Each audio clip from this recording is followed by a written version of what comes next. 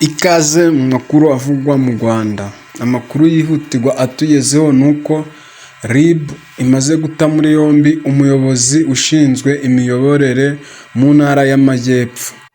Nkuko tubikesha RIB yanditse ku rubuga rwayo rwa Igisa ivuga iti: RIB yafunze Kabera Vedaste, umuyobozi ushinzwe imiyoborere myiza mu ntara y'Amajyepfo.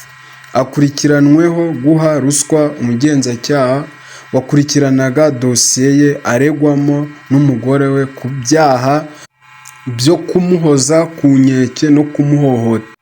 Iri tangazo kandi rivuga ko uyu mugabo akurikiranweho icyaha cyo guha ruswa umugenzacyaha wakurikiranaga dosiye ye aregwamo n'umugore we ku byaha byo kumuhoza ku nkeke no kumuhohotera.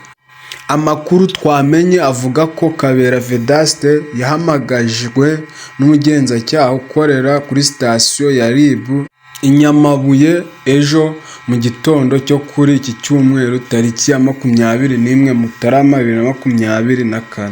Amubaza kuri ibi byaha ashinjwa, aramureka arataha. Kandi n'ubundi hamenyekanye ko uyu mugabo yoherereje uyu mugenzacyaha amafaranga 10,000 amubwira ko yatega moto akamusanga kuri hoteli kugira ngo bavugane kuri dosiye ye.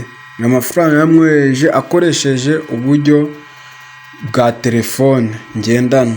Mu yandi makuru avugwa nuko umwe mu banyeshuri 72 bari bagwariye rimwe mu ndangaburezi yapfuye.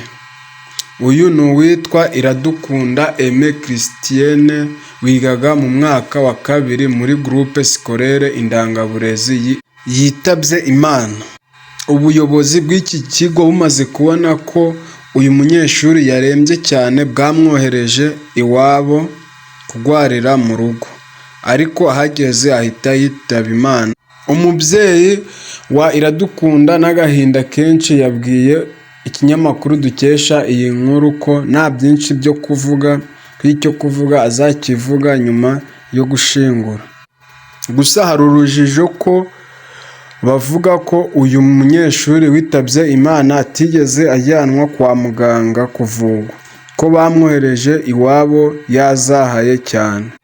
Ubuyobozi bw'akarere ka Ruhango bwavuze ko ari ibicurane bisanzwe byafashe abo banyeshuri kandi ko bivugwa bigakira.